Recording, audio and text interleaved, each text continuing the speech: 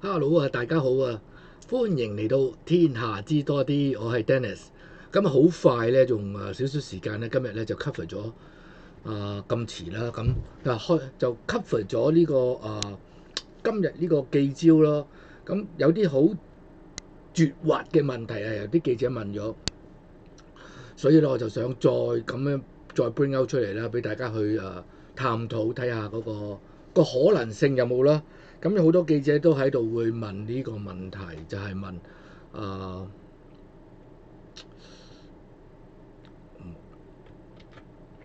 即係有冇可能咧？阿 Trump 都唔使 involve 啊，淨係咧普京咧同澤連斯基咧自己咧就去講掂數咁樣咯。too long 啊，好嘛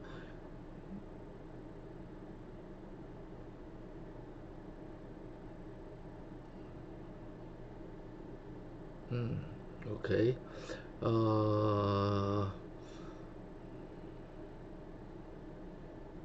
咁本來又想整個 post 出嚟，不過打咗太多字，咁算啦。Anyway 咧，等下都唔記得咗 check 添啊！記得大家咧幫手留言點讚啦，又都唔記得 check 嗰個因為又太短時間啦，太趕啦。咁同埋希望睇下出唔出到去先啊！最緊要係睇下出唔出到去。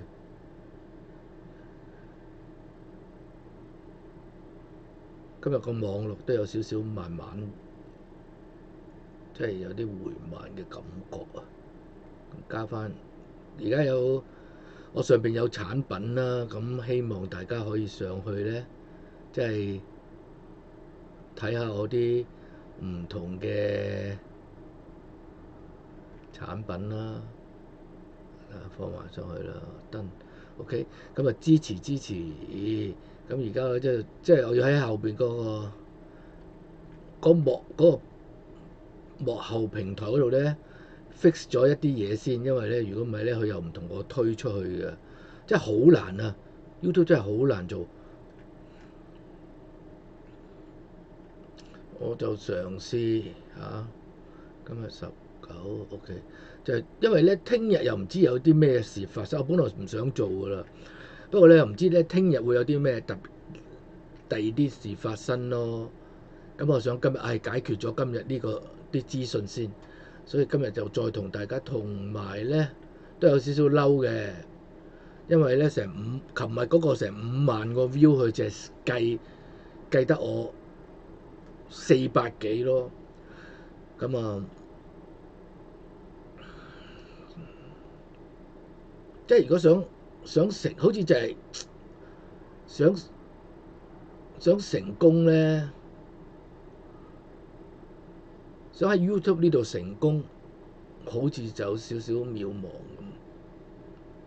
但係即係當然啦，我就啲係唔憤氣嗰啲人咯。而家 live view 有29係咯，咁咦？下邊呢個 AI 圖啦，幾得意喐㗎。下邊呢個 AI 圖啦，咁繼續多謝留言唔該多謝，請大家幫手留言點讚。Hello thank you welcome Mega welcome thank you for say hi thank you for saying hi. Okay, let me make sure the voice and the stuff is going. It's kind of like last minute kind of thing because I've been busy all day and I thought, just ignore it and do it tomorrow. But kind of important today's press because the journalists over there today did bring out some good points as worth us to think about it, and also talk about the fact about today what happened. So because I know tomorrow is Wednesday, every day has different things happen. So who knows, tomorrow something more important happen. So I rather do it today. And I appreciate everyone subscribe.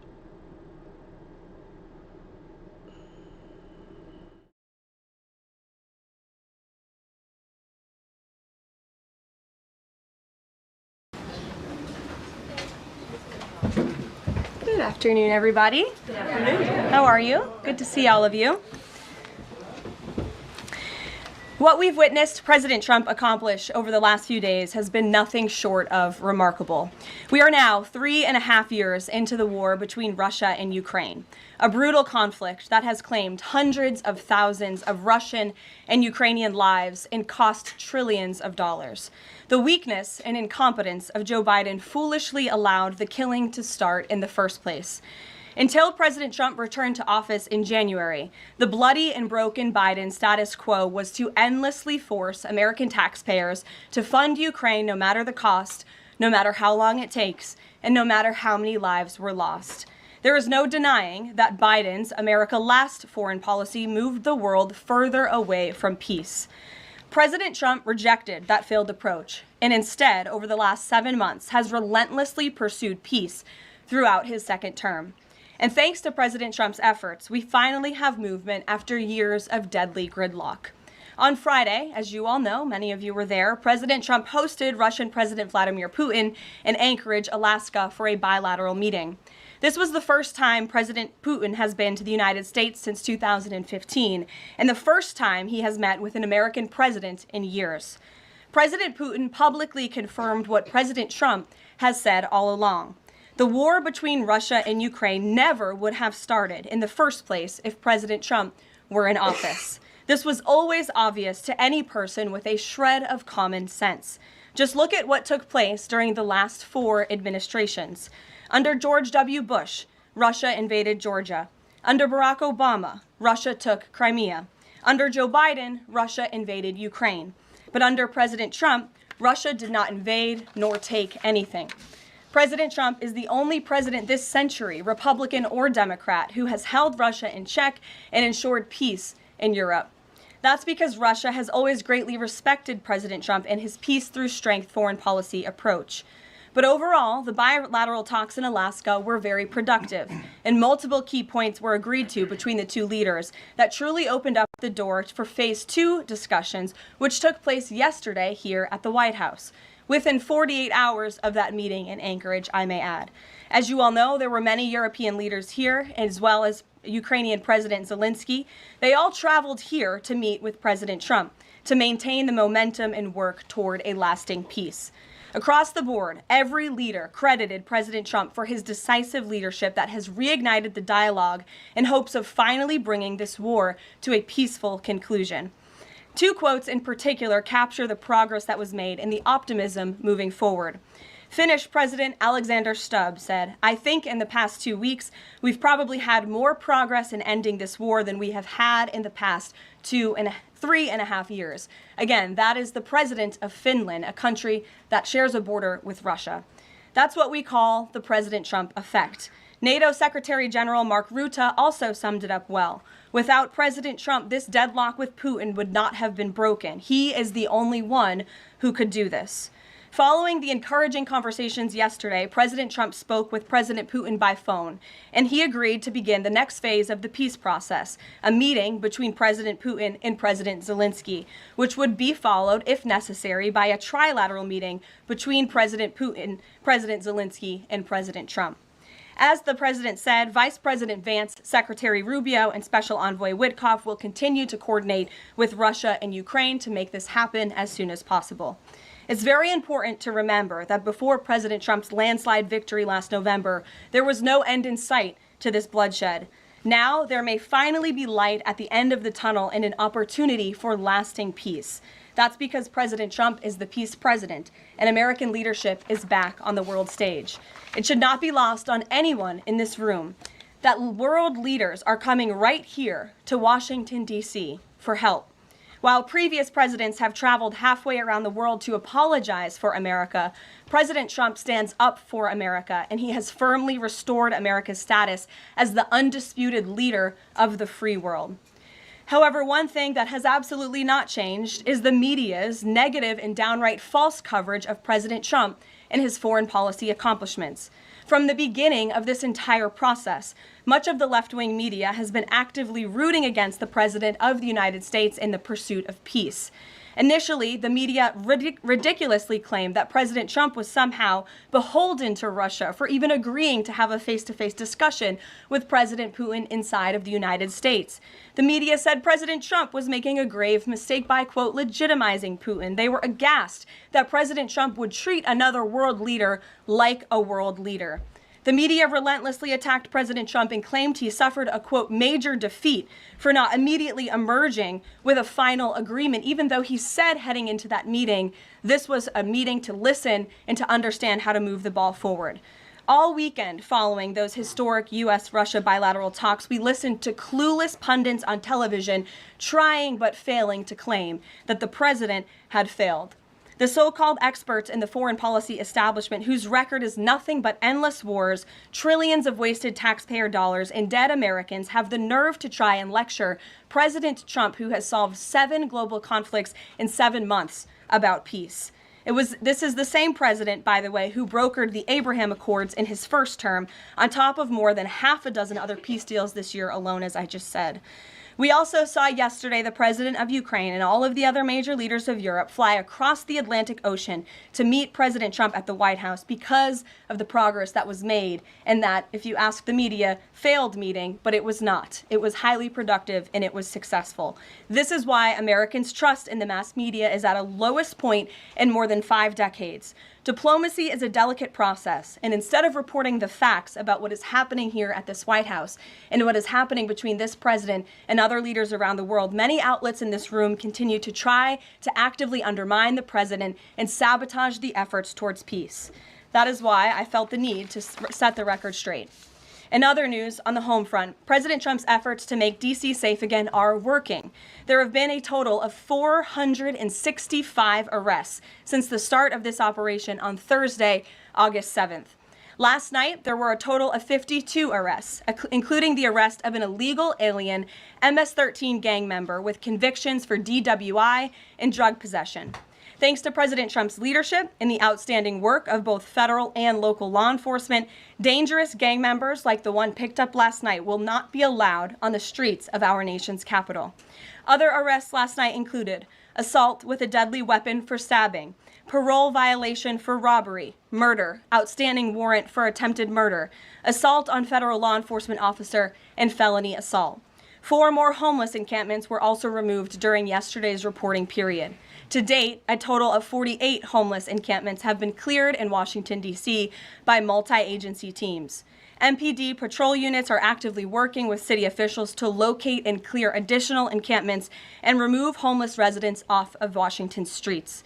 And despite fake narratives from the media, again, a significant number of the arrests have been in high-crime areas of D.C.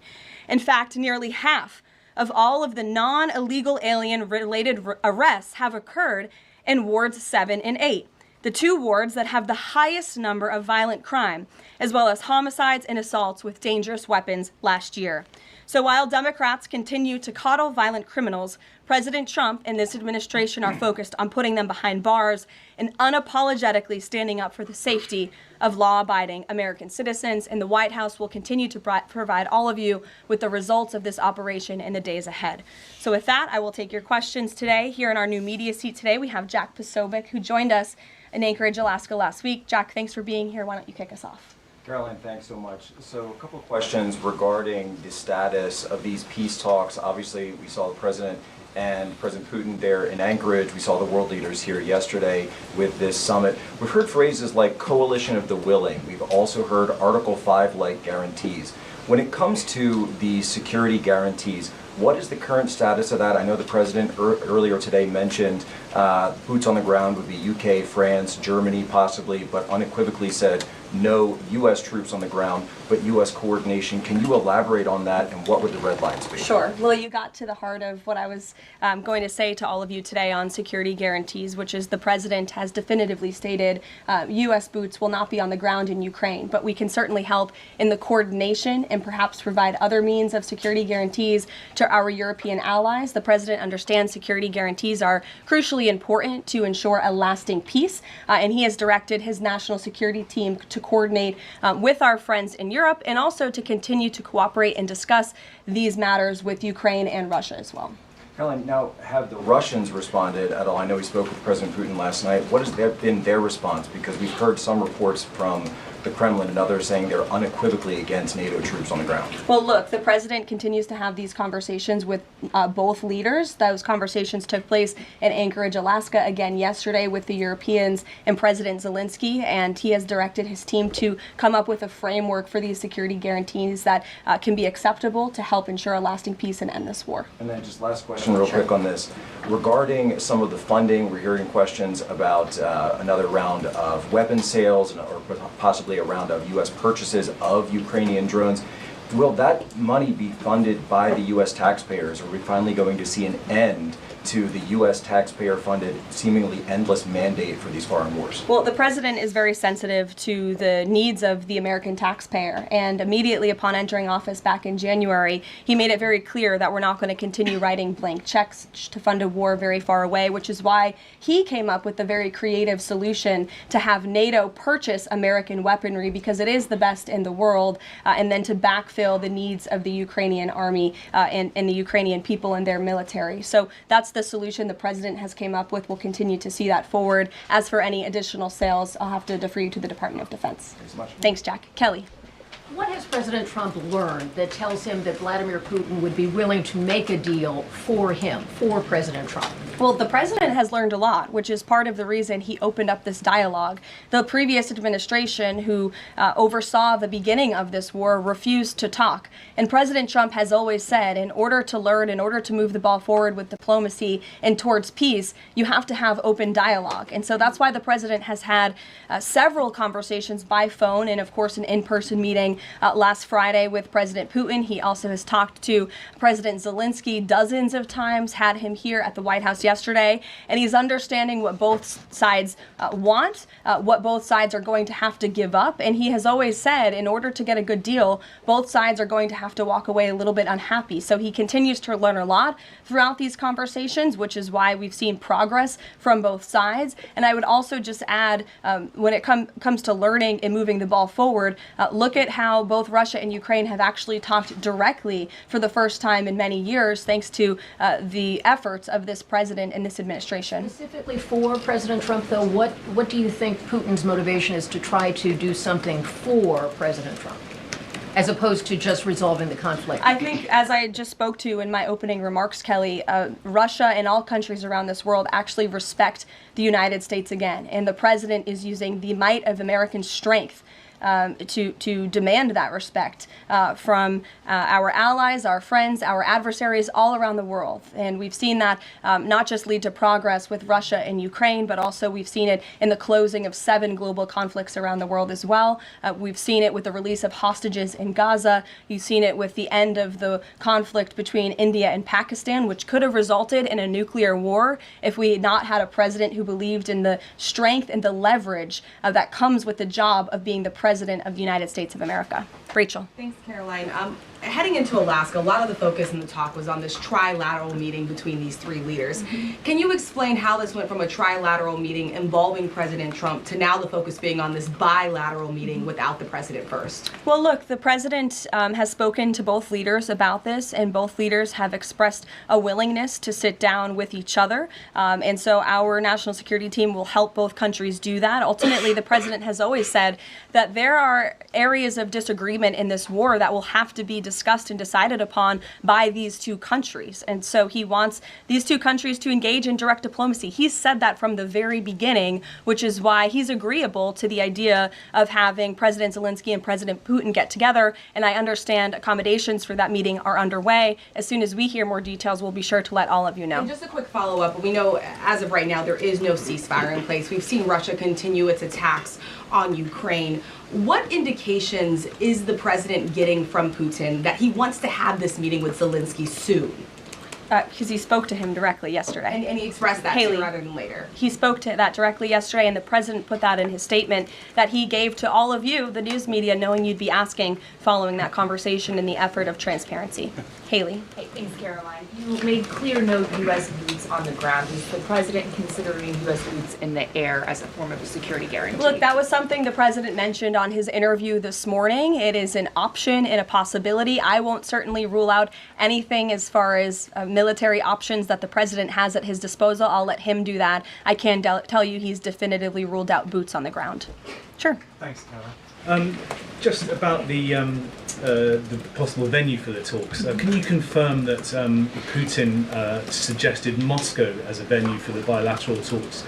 And if so, doesn't that indicate that Putin is perhaps not serious about this, that he's suggesting a venue that there's no way that Zelensky is going to go to?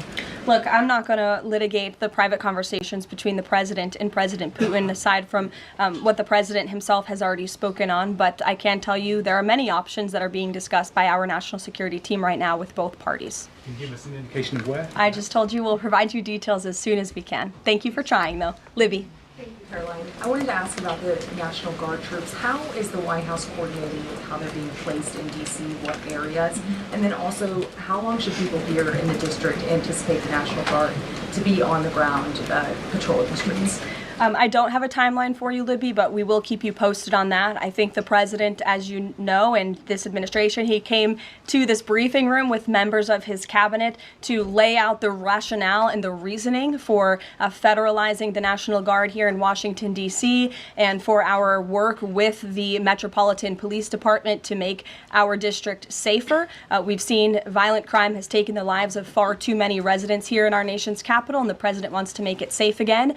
And as for the coordination efforts, this interagency team is meeting and talking daily. In fact, there's a meeting taking place right now in the West Wing with members of the interagency task force to continue to discuss not just the National Guard deployment, but also how we can continue to remove public safety threats off of the streets of Washington, which, as the numbers I just showed you prove, they are doing every single night. I will just reiterate, 465 total arrests and counting since the start of this operation. I believe 11 or 12 days ago, I'll have to check the calendar, but those are pretty remarkable results. If not for this task force and their high level of coordination and the leadership of this president, there would have been 465 more violent criminals on the streets of this capital that you all live in every day. So I think we should all be very grateful for that. Stephen.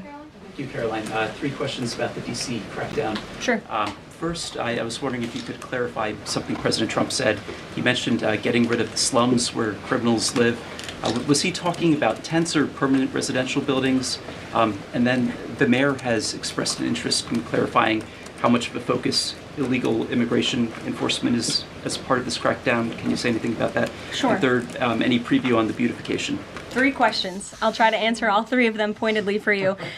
First, when it comes to what you said and the president said, the slums of Washington, D.C., he's referring to the most dangerous communities, neighborhoods, and streets in the city where, unfortunately, violence has ravaged these communities and taken the lives of, again, far too many law-abiding D.C. residents. We know on July 5th of this year, just more than a month ago, a 3-year-old beautiful young girl was shot and killed in her car with her family in one of these communities, which is why there has been a surge, despite what many of you have been falsely reporting. And I believe it was the Washington Post who put out a map claiming it to be fact-based when it was just based on, I don't know, accounts that they've heard on the street, not actual statistics and data. So we went and reconfigured the numbers, and as I said, nearly half of all the non-illegal alien-related arrests have occurred in wards 7 and 8 in the District of Columbia, where we know, excuse me, there's the highest rate of crime. So we'll continue to do that. And what was your second question, Stephen? Legal immigration, how much of a focus that is? Yeah, look, I mean, the focus is to make D.C. safe and beautiful and to remove public safety threats and violent criminals from our streets. If federal law enforcement, with the help of the Metropolitan Police Department, come across illegal aliens, of course, we are going to abide by this administration's policy of law and order, and we are going to remove illegal criminals from our nation's capital. They will be detained and deported, just like they are in every other community across the country. Kristen.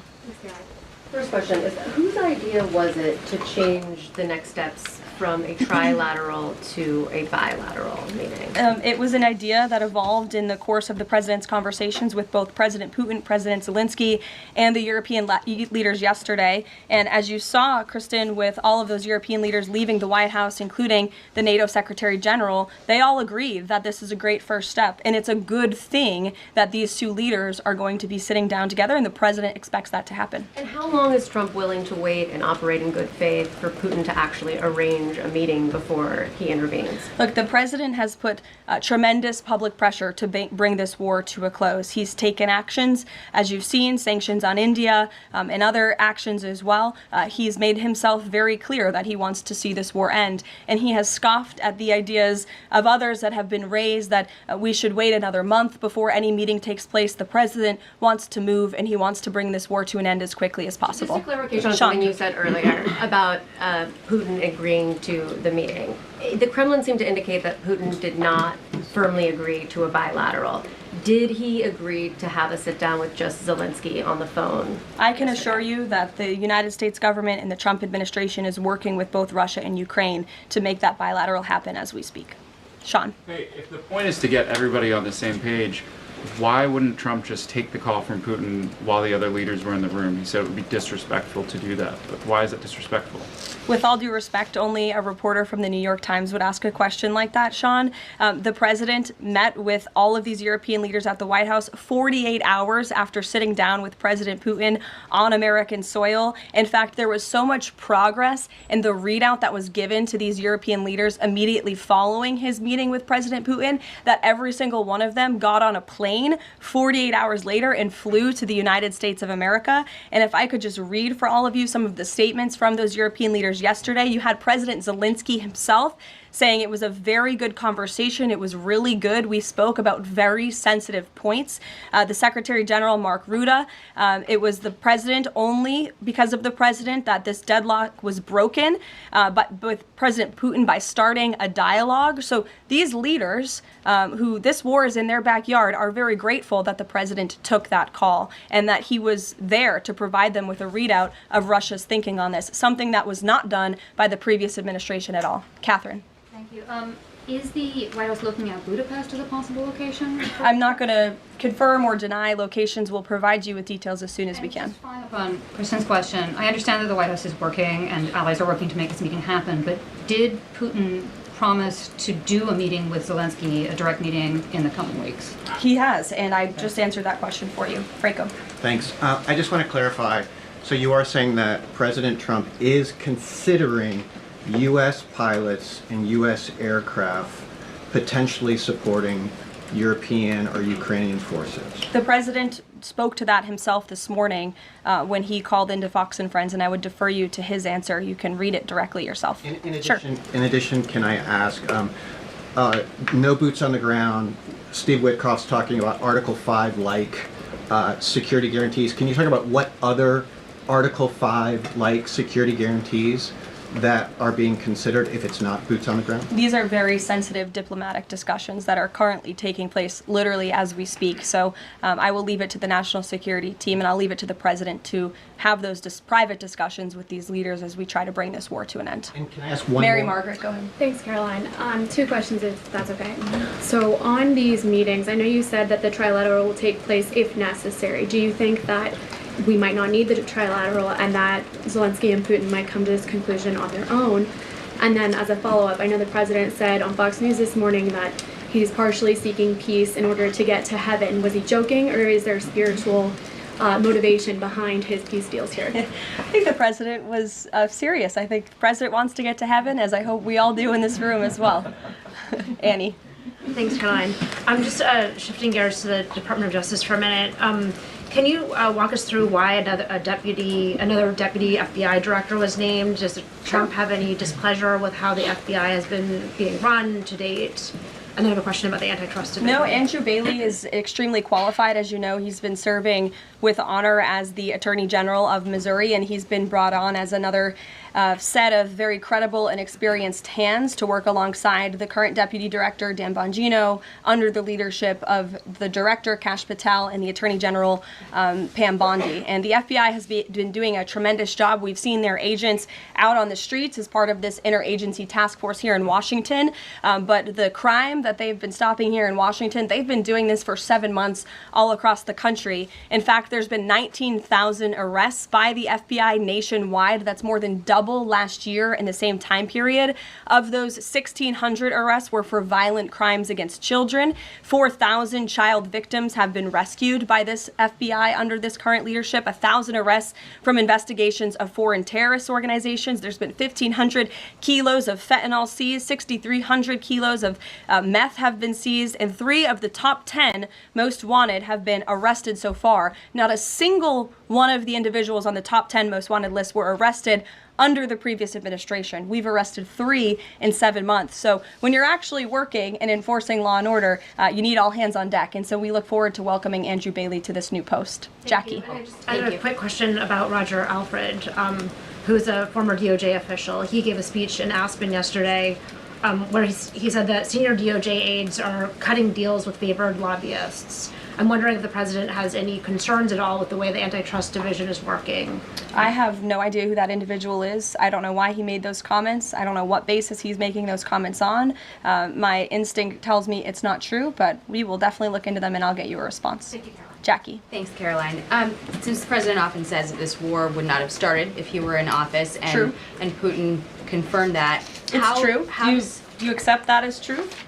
The Probably. European leaders do. Well, and President Putin himself said that, by the way. He did say that. The question I have, though, is what is the president going to do to ensure that these security guarantees last beyond him into the time when he is no longer president? And does that have to involve Congress at all? Well, he understands the need for that, which he spoke to yesterday. And what's he going to do? It's why he's engaging in so many talks and so many conversations with both sides of this war, with our European allies. It's why on the way home from Anchorage, Alaska, very late at night, when I know many of you on the press plane were sleeping and many staff were sleeping, the president himself was still awake at 2 o'clock in the morning talking to European leaders and NATO about how we can ensure a lasting peace and bring this conflict to an end. He has expended an incredible amount of time, energy, and effort into bringing this war to an end, and he remains determined to do that. Also, can Go I ask ahead. you about the Go ahead. Thank you, Caroline. DC crime? Sure, Jake, and then to your right. All right. Thank you, Caroline. Which of the half-dozen peace deals that the president's pulled off would you say he's the most proud of? And then I have another question. That's a good question, Jake. I'll leave that to the president to answer. I think he's proud of all of the peace deals that he's been able to achieve. You saw the president of Armenia and the head of Azerbaijan both at the White House just a couple of weeks ago. The president, I know, very much enjoyed spending time with them and helping to bring that conflict to an end. He very much enjoyed his time with leaders of Rwanda and the Democratic Republic of the Congo in the Oval Office, talking to them about bringing that decades-long war to an end. India and Pakistan. He used trade in a very powerful way as leverage to bring that conflict to an end. So I know he's very proud of all of these achievements, and I know he's very honored to serve as the President of the United States and to restore peace around this world. Go ahead. So you mentioned Armenia and Azerbaijan. That's a conflict that, I spent time in the Southern Caucasus covering that. And, a conflict of over 30 years, and he resolved it in just a couple of months. Mm-hmm. Are there other conflicts that the president's working on right now that are off the radar screen that we should be tracking? In fact, there are many. The State Department is always working around the clock under the leadership of Secretary Rubio and keeping the president apprised of conflicts that are bubbling up all over the world. But of course, as you all know, as we've talked a lot about in this briefing, he's spending a lot of time right now on ending this war in Russia-Ukraine, and of course the conflict in Israel and Gaza, which he wants to see come to a close as well. Sure, go ahead. So the president says that he's starting a movement to eliminate mail-in voting, but states administer elections, not federal federal authorities. So can you provide any more details about how the White House plans to eliminate that? The White House continues to work on this, and when Congress comes back to Washington, I'm sure there will be many discussions with our friends on Capitol Hill and also our friends in state legislatures across the country to ensure that we're protecting the integrity of the vote for the American people. And I think Republicans generally, and the president generally, wants to make it easier for Americans to vote and harder for people to cheat in our elections. And it's quite mind-boggling that the Democrat Party could stand in opposition to common sense. He wants to ensure election integrity. There were great efforts that were made in 2024. I won't get ahead of myself for Hatch Act reasons to get ahead for the next election, but I can assure you this is a priority for the president. Go ahead. If I could just follow up on your comments about Gaza. Sure. There was a ceasefire proposal put forward by both Qatar and Egypt. Hamas accepted it on Monday. Israel has yet to officially weigh in. I'm wondering if the U.S. was at all involved in it, if it's supportive of it, and whether or not the president believes Israel should accept it. I don't think it's a coincidence that Hamas accepted this proposal after the President of the United States posted a very strong statement about this conflict on Truth Social yesterday. I would refer you back to that statement. As for this proposal that Hamas has now accepted, the United States continues to discuss it, and I'll let the President weigh in on it definitively. You're welcome. Sure. Caroline, can you describe the President's perspective on taking a stake in Intel in exchange for federal grants? And is this are we expecting to see the White House make similar arrangements with other semiconductor companies and manufacturing companies? Well, the president, he's been very clear about the need to reshore manufacturing that's critical to our national and economic security. That is especially in regards to chips and semiconductors, which is why the president has initiated the Commerce Department to conduct a study on semiconductors, a Section 232 investigation, so we can ultimately implement tariffs. And it's why our export license requirements remain in place as well. As for this 10% government stake deal, the Department of Commerce continues to work on it. I know Secretary Lutnick is working on it and ironing out the details, but the president wants to put America's needs first, both from a national security and economic perspective. And it's a creative idea that has never been done before to ensure that we're both reshoring these critical supply chains while also gaining something of it for the American taxpayer. You're welcome. Emily. Thanks, Caroline. I wanted to ask about the 3 U.S. warships that are being sent to Venezuela, and there's 4,000 Marines on board. Are you looking at possibility of boots on the ground there? What I will say with respect to Venezuela, President Trump has been very clear and consistent. He's prepared to use every element of American power to stop drugs from flooding into our country and to bring those responsible to justice. The Maduro regime is not the legitimate government of Venezuela. It is a narco-terror cartel. In Maduro, it is the view of this administration, is not a legitimate president. He is a fugitive head of this cartel who has been indicted in the United States for trafficking drugs into the country. And with that, I will leave you all, and we will see you later, if not tomorrow, and I look forward to taking more of your questions. Thank you. Thanks, Caroline. Thank you.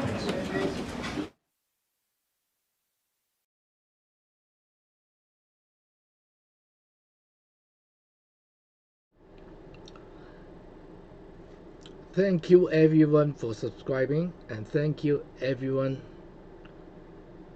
for watching. You see, on top you see the bar about my products, and please go click on the product links, and you can check out the products. And I will continue to do some more different design and more different nice stuff, so for you to support my channel. I 100% appreciate, even you are anti-Trump, I still appreciate. Okay. 好多謝大家留言點讚，多謝大家收睇。my focus is on Cantonese, and also I have one Cantonese audience. So if you have friends who speak Cantonese, please share to them. Because my mission is to help the Cantonese new immigrants to understand about the America, understand the U.S. Constitution, and also some politics. You know, sometimes some politics is a complicated issue. And I mentioned it before. Everyone starts politics through emotion. But we cannot stay at that level. After a while, we get to move on into intellectual, like knowledge, experience, and logic through these three channels. And we can grow to know how to help. The ultimate goal is to help our community, help our state, help our city, help our country, and help our next generation. Everything is about our next generation. So if we try to help our country, so we can help our next generation. So everything, they are our, everything. So we hope to grow together, we learn together, and mainly I will speak Chinese. That's why you see all the Chinese in my post. I will speak Cantonese. I do a brief explanation to many viewers and try to get more viewers in Cantonese. 多謝大家留言點讚，歡迎嚟到天下知多啲，我係 Dennis。今日又再好快咁樣咧，就同大家收睇呢個咧新聞秘書嘅媒體簡報咯。因為入邊咧就好多好巧妙嘅問題咯。咁就巧妙就呢班其實都算唔錯噶啦。今日呢班，因為咧一路咧，我琴日都有做幾個係根本就唔係做幾個媒體訪問Marco Rubio 嘅。咁入邊啲問題嗰啲好 tricky 都係想抹黑Trump 或者咧就 discredit Trump 嘅問題嚟嘅。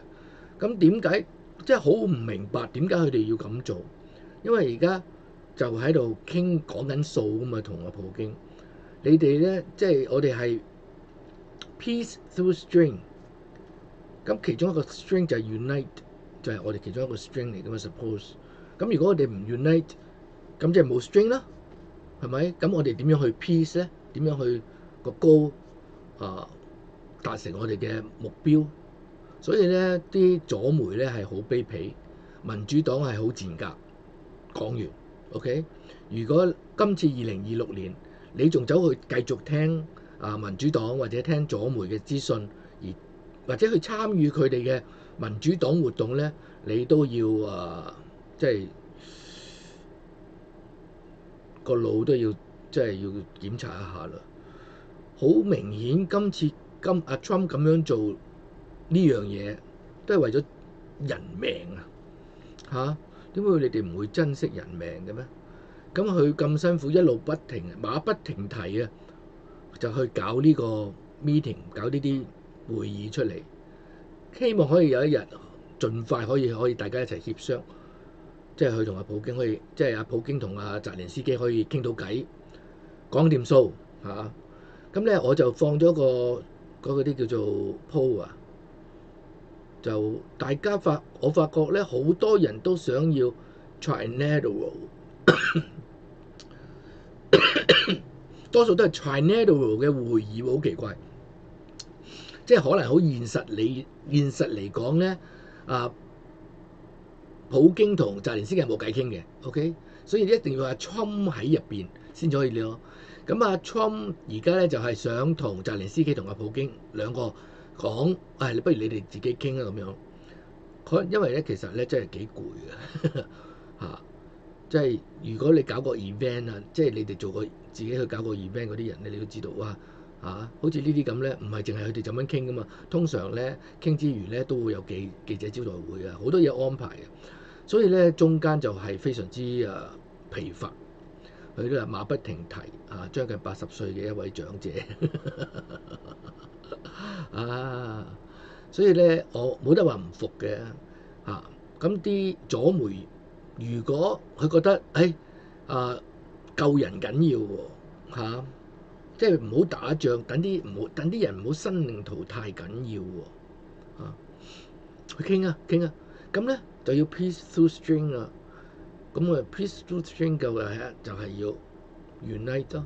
我哋如果我哋可以 unite，所以琴日嗰個同啲歐盟領袖咧、歐洲領袖咧傾偈咧，啲歐洲領袖咧都即係領袖即係領袖，唔係好似呢班媒體咁嗰啲記者二打六揾成8萬一年啊，大佬！呢班二打六記者左媒啊，尤其是即係有時好唔憤氣咯。啲人話：Dennis 你唔好咁唔憤氣，啲 view 數又唔高，啲 view 數高啲，跟住竟然咧 YouTube 咧就減至即係琴日5萬個 view 見到，哇！以為好開心，原來佢係計400幾啫，計我得400幾，我睇緊都400幾啦，大佬點可能咧咁即係佢哋話，即係佢又同我講話30秒最少，多過30秒啦，大佬。所以點可能咧？所以即係要同佢拗咯，而家真係同佢喺度糾纏緊咯，糾纏緊我呢個台啲嘢。咁因為我自己又唔係啲咩大台，又唔係有錢啊，我啲冇錢窮即係而家就係俾人笑嗰啲人笑話，你 Dennis 你真係不務正業，走去搞 YouTuber 做係嘛？咁其實咁中間係有個 mission 喺度咯，係要完成2026年呢個選舉啦，同埋咧對抗呢啲左媒啲左媒真係好卑鄙，民主黨真係好卑鄙相信柳森又係好傻 ，OK 咁咯。咁好多謝大家收睇啦，短短嘅45分鐘，希望大家咧繼續支持我，記緊要咧分享我嘅短片，等多啲人可以知道咯。多謝大家收睇，我哋下次再見啦，拜拜。